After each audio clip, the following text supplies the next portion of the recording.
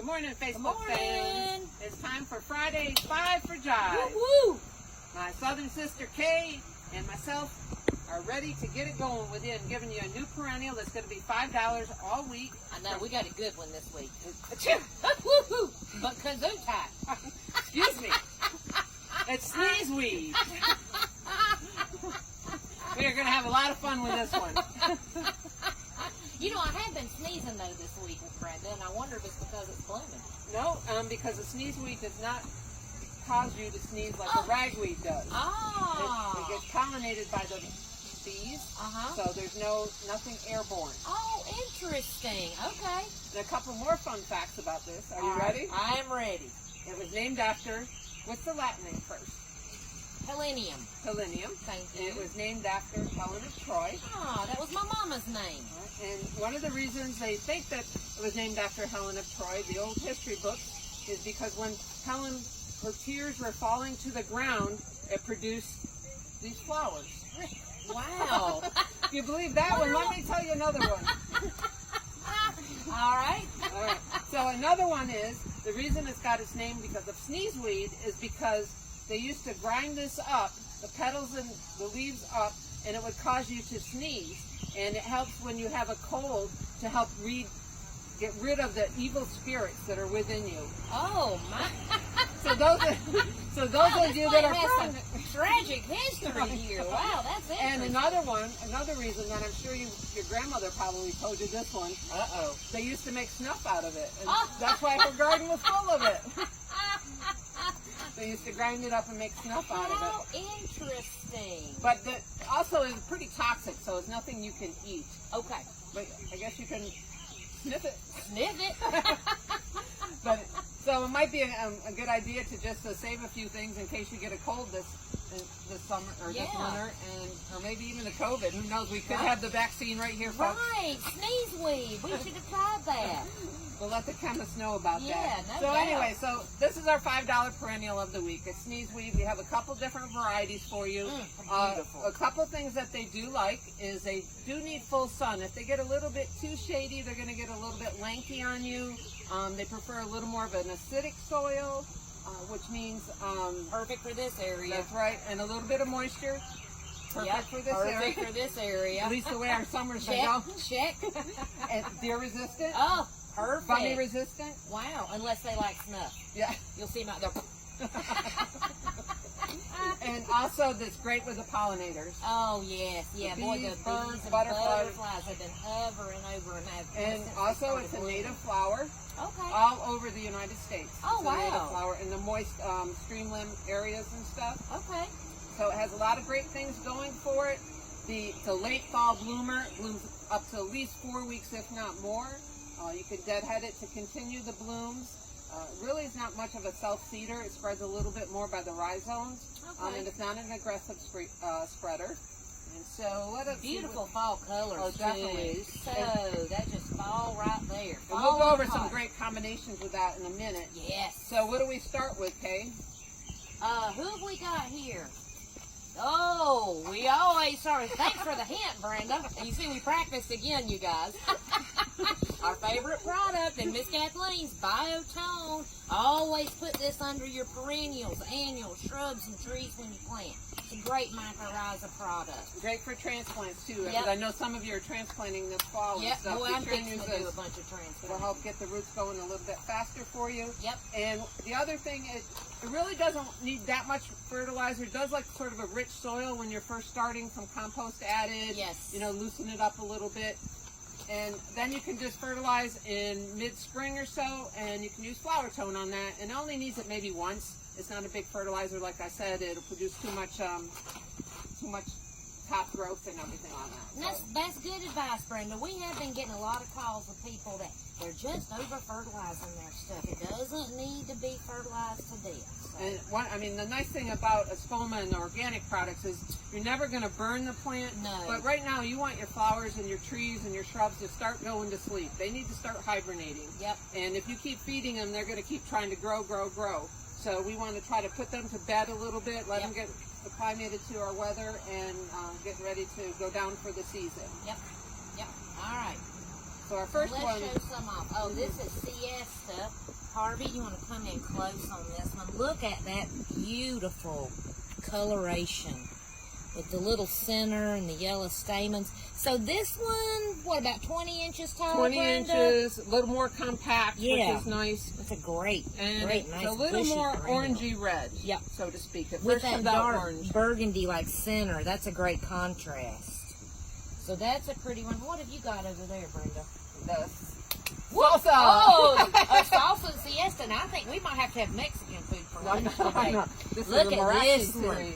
Yeah, the Marathi series. Look at this one. This one has a little bit of a frill on the end of the petals.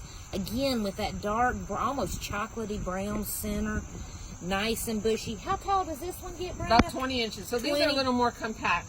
So these would be great together. Look at that combination of the siesta. So many colors. And almost you can't really tell the difference.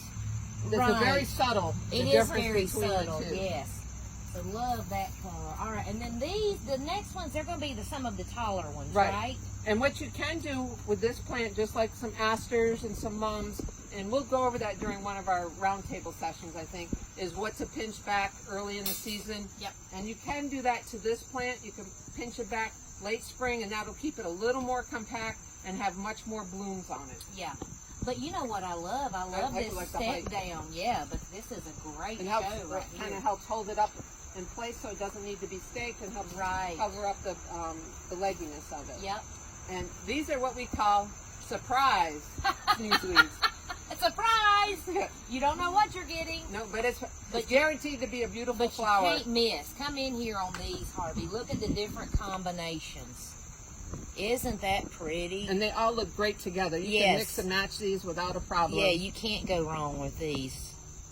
This would be great in a little fall display with your pumpkins. Right, and it's a great cut flower. It lasts a long time. Oh, I didn't know that. Yeah, so you could cut this flower. It looks great in a fall arrangement. Definitely if you're kind of doing an arrangement in a pumpkin where you kind of hollow it out and put a little for the table. put a little base inside your pumpkin.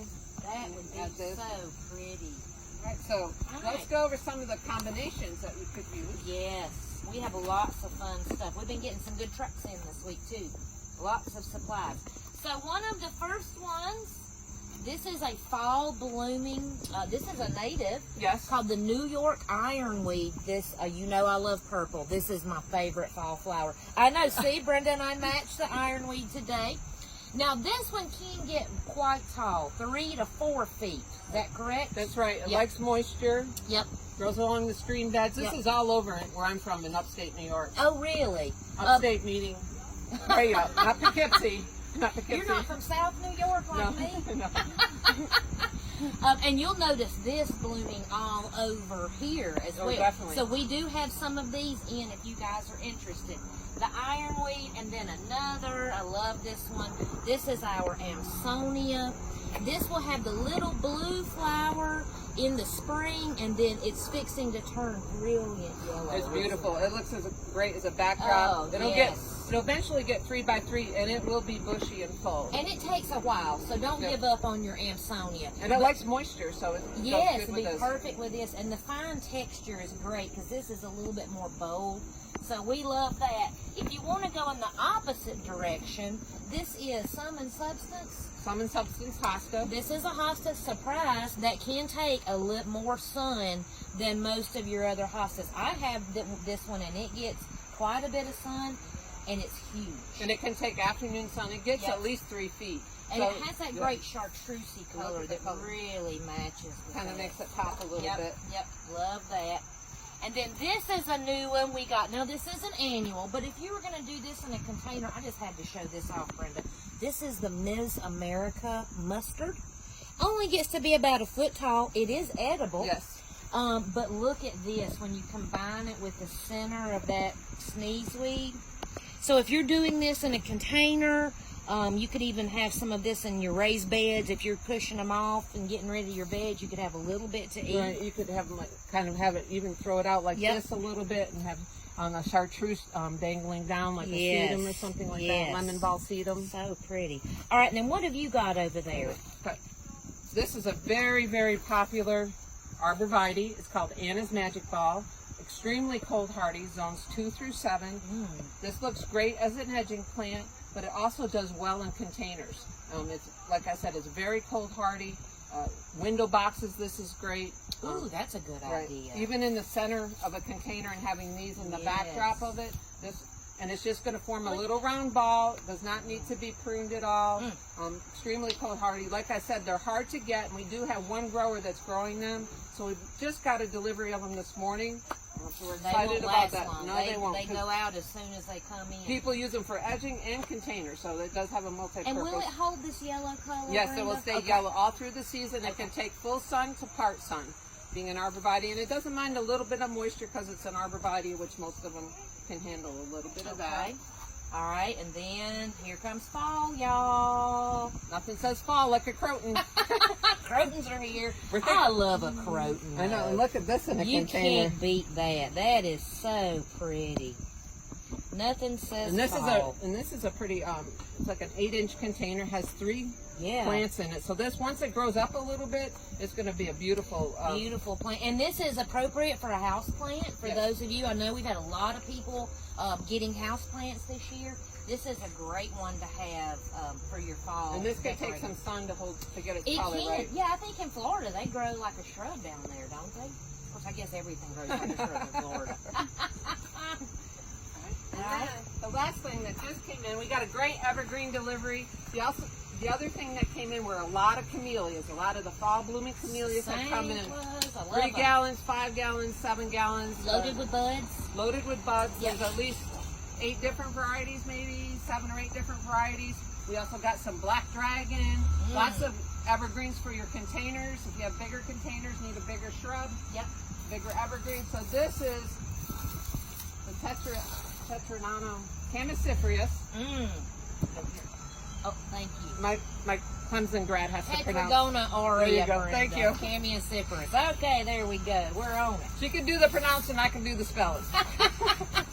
and the ciphering. Brenda's very good at math. Yeah. But look at Can you this. tell me if the creeping Jenny is evergreen? No. All right, so this is going to get about 10 feet tall, maybe 10 to 12 feet tall, about 6 feet wide. It does hold its color. It can take part sun to full sun. Once it gets established, it's somewhat drought tolerant. So it's a great evergreen. And the nice thing about Camiciferius is I really haven't had anybody, even Conisty Falls people, come in and report that the deer have bothered them. So they're pretty deer proof. That's deer proof. Now, Brenda, don't we have one here? Isn't that what that one is at the end of the shrub yard? So if you want to see a full grown one of these, 15 years old, then come in and you can see what the end result can be. So I mean, this makes a great backdrop. And a lot of times what I did even at my house and some other clients is I put a 3-gallon evergreen in the container for the winter. Then I take it out in the spring and plant it in the garden as it ages and gets a little bit too tall for the container. But it's a good way to overwinter. You can throw some lights on it on your deck if you wanted to. But it does add a nice pop of color. Yeah, I'm fixing to actually empty a lot of my big pots this fall, and so I'm going to be doing some shopping. We have plenty of it. Plenty of things for you. Let's see how are we. So you're off today. Thanks for coming in and helping out. No problem. You know I can't handle this. I know. Without my sidekick. We're a team. We're the one-hit wonder. We got to do it together. But I'm hitting the road and heading out for the day. And so tomorrow, don't forget, Friday morning, Jive for 5 starts. Sneezeweed's a great opportunity. It'll be on sale Friday through next Friday. Right, and it's $5. $5 a gallon. We got some nice looking plants for you, so come on out and see us. Pansies, mums, cabbage, kale, we've got it all. Come see us. All right. Thank you, all folks. right. Have Bye. a good weekend.